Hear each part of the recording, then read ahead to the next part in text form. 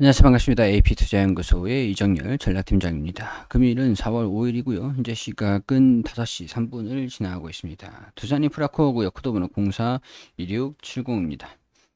자, 일단은 제가 어제 살짝 이 만원 부근을 좀 말씀을 좀 드리기도 했었는데 주가가 좀 이탈하지 않고 수정을 좀 받지 않은 상태에서 5일선, 11선에 좀 지지 구간을 좀 형성을 하고 있는 그런 모습입니다.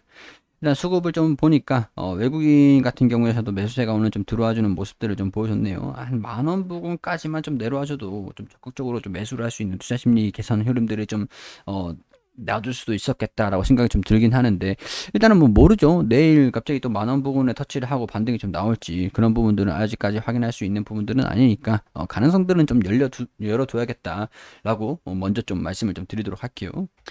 제가 이제 만원 부근이다라고 말씀을 좀 드리는 부분들은 간단하게 보세요. 5대5 비율에서 절반 부분이 만원 부근이기 때문에 여기에서 투자 심리에 대한 변화가 있을 수도 있다라고 하는 부분들입니다.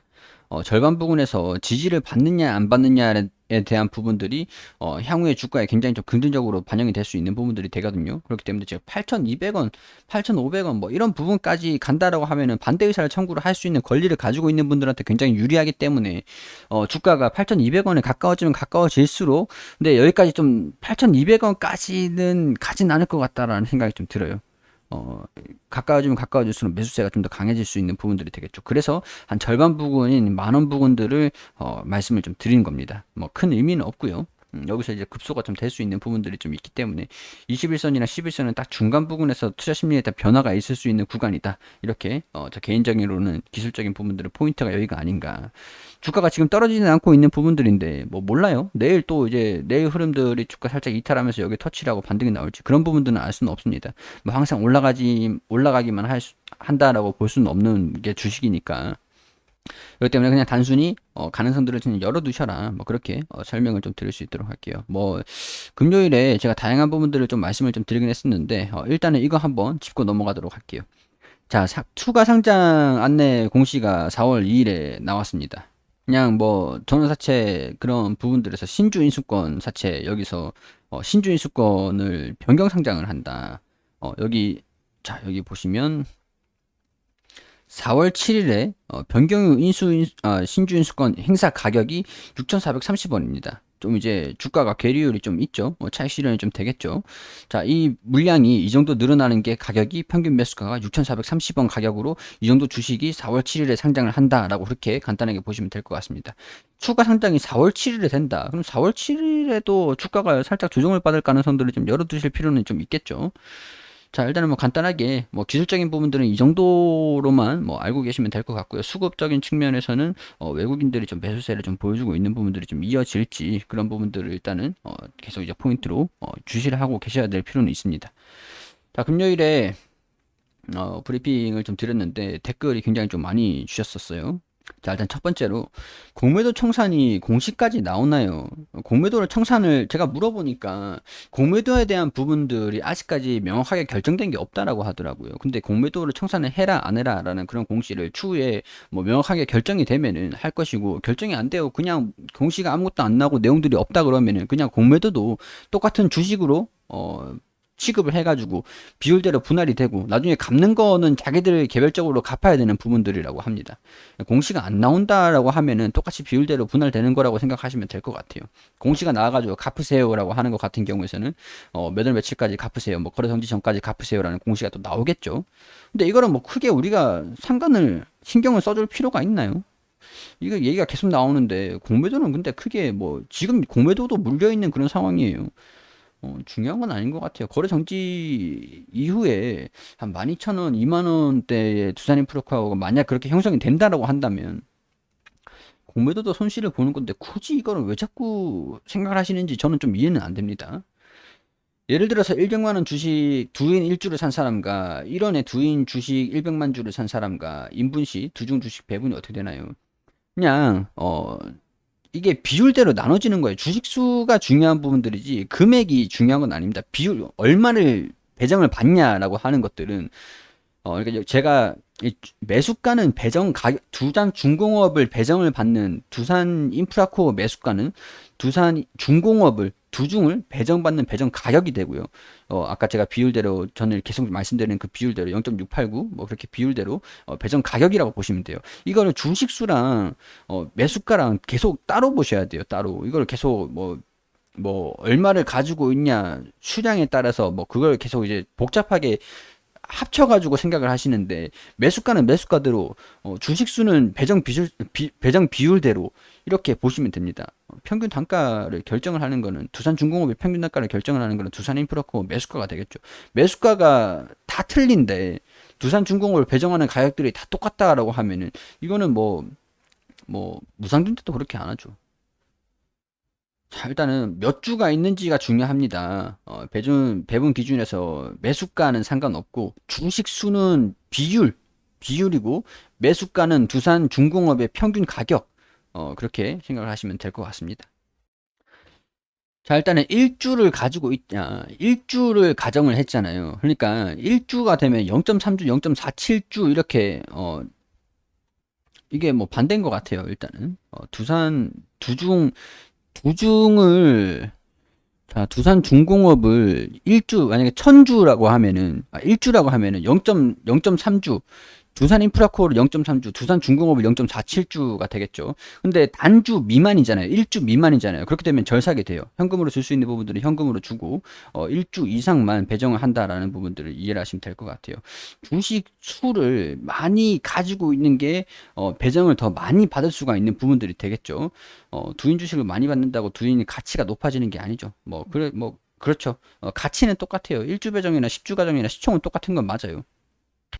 뭐 상장해가지고 잔존 가치를 어떻게 설정을 하는지에 따라서 매수가가 달라지는 부분들이 되게 하겠는데 뭐 주식수를 또 자본금을 어떻게 설정하냐, 액면가를 어떻게 설정하냐, 뭐 프리미엄을 또 어떻게 설정을 하냐 그런 부분들에서 가치가 좀 시총이 또 그때 돼서 거래 정지가 됐다가 재상장이 될 때 결정되는 부분들이 되겠죠. 두인 주식 매수 가격에 따라서 두중 주식수가 결정되는 게 아니라 매수가는 두산중공업의 평균 단가가 되는 거예요. 배정 단가가 되는 거예요. 매수가는. 그러니까 주식 수에 따라서 두산인프라코 주식 수에 따라서 주식 수량 몇 주냐에 따라서 두산중공업의 주식 수가 결정되는 게 당연한 겁니다. 제가 도대체 어떻게 설명을 했길래 이쯤 되면 내가 뭐 어떻게 설명을 했나 싶은 생각이 좀 들어요. 뭐 그래요. 이분은 뭔 신경질을 저렇게 내시는지. 자, 일단은 주식수는 주식수예요. 응? 우리 매수가잖아요. 매수가는 두산중공업을 받는 평균 가격이 되고 평단이에요. 평단. 그리고 주식수는요. 비율에 대해서 몇 주를 받느냐. 두산인프라코어를 몇 주를 가지고 있는 게 두산중공업을 몇 주를 받느냐 그런 것들을 비율로 이제 분할이 되는 과정에서 결정을 하는 거예요. 이게 왜 이거를 자꾸 가치를 보시는지 같이 종합해서 보시는지 모르겠어요. 자, 일단은 댓글로 관심을 좀 많이 주셨고 제가 어떤 부분들을 모르시는지 어떤 부분들을 아시는지 제가 모르니까 질문을 주시라고 하셨는데 굉장히 좀 다들 날카로우세요. 날카로우세요. 일단은 다들 좀 릴렉스 진정 좀 하시고요. 제가 잘못 설명드린 걸로 할게요, 그냥. 일단 저도 이쯤 되니까 제가 어떻게 설명을 했길래 이렇게 이해를 하신 건가 싶은 생각이 좀 들어요. 근데 어, 생각을 해보면 두산인프라코 매수 가격은 두산중공업을 받을 때 두산중공업의 평균 단가를 결정을 하는 거고요.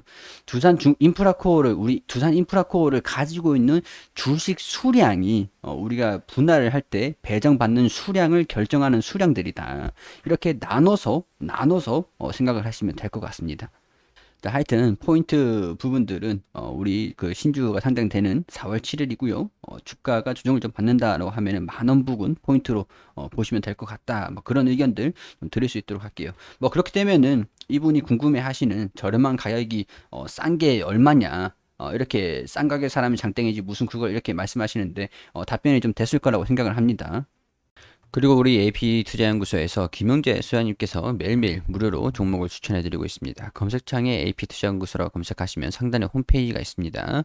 홈페이지로 들어오시면은 2021년 무료 추천 종목 여기 보이시죠? 여기로 들어오시게 되시면 여기 매일매일 종목을 추천드린 내역들이 게시판들이 확인이 됩니다.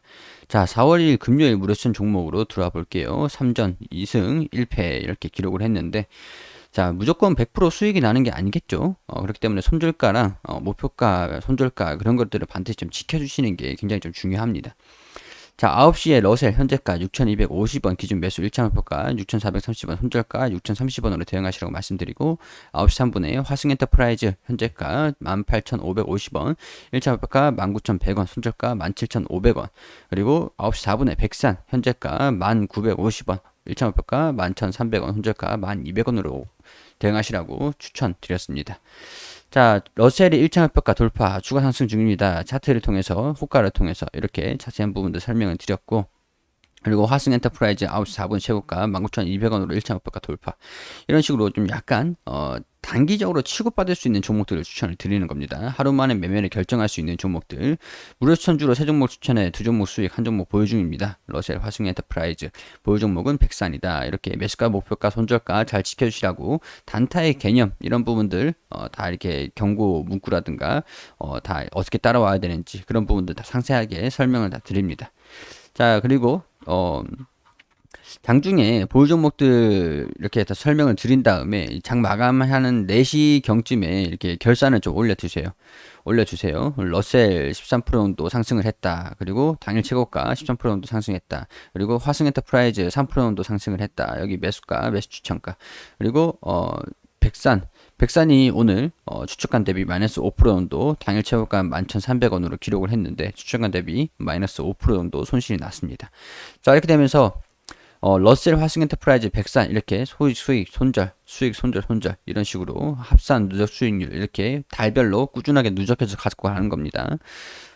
종목을 우리가 아무리 그래도 100% 수익을 전부 다 낼 수는 없겠죠. 그렇지만은 좀 단기적으로 빠르게 이제 결정을 할 수 있는 종목들로 추천을 드리고 나름대로 이제 판단을 하셔가지고 수익을 날 수 있는 종목들로 좀 안내를 드리는 겁니다.